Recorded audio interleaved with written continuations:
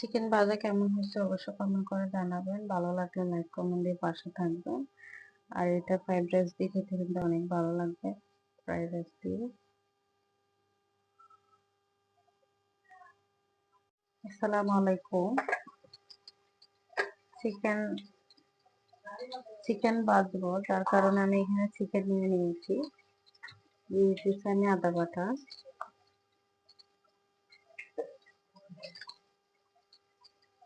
এখানে দিয়ে দিতেছি রসুন বাটা।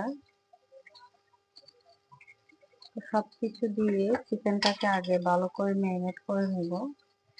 দিয়ে দিলাম এখানে ধনিয়ার গুঁড়া, গরম মশলার গুঁড়া, গরম মশলা দিয়ে দিচ্ছি এখন লবণ, তারপরে হলুদ, মরিচের গুঁড়া, আর দিয়ে দিব এখানে আমি টমেটো পেস্ট দিয়ে ভালো করে ম্যারিনেট করে নিব। আর এটা নরমালি রেখে দিব, কালকে এটাকে ভালো করে ভাজবো চিকেন পাউডার দিয়ে।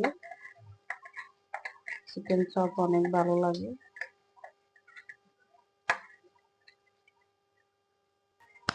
আমার ভালো করে চিকেন গুলা ম্যারিনেট করা হয়ে গেছে, এই পর্যায়ে আমি রেখে দিব।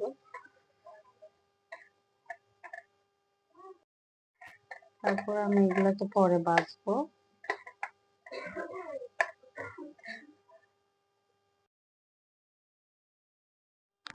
এই কোম্পানির চিকেন পাউডারটা আমি নিয়েছি, আপনারা এটাও নিতে পারেন, এটা কিন্তু ভালো কোম্পানি। তো এই চিকেন পাউডারটা দিয়ে আমি আজকে চিকেন ভাজবো।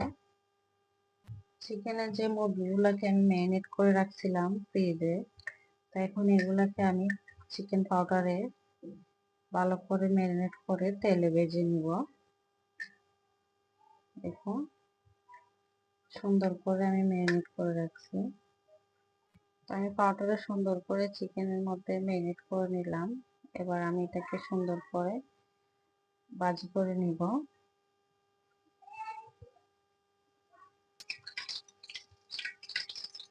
এগুলো আমি দিয়ে নিতেছি। সবগুলা চিকেন আমার দেওয়া হয়ে গেছে। দেখুন আমি আস্তে আস্তে হালকা জালে ভেজে নিব, কারণ চিকেন গুলো ভালো করে হতে হবে। চিকেন গুলা আমি উল্টে দিব আস্তে আস্তে করে। চিকেন গুলো আমি হালকা জালে ভাজবো, আমি উল্টে দিতেছি। ফ্রাইড রাইসের সাথে এভাবে চিকেন ভাজা খেলে কিন্তু অনেক ভালো লাগে।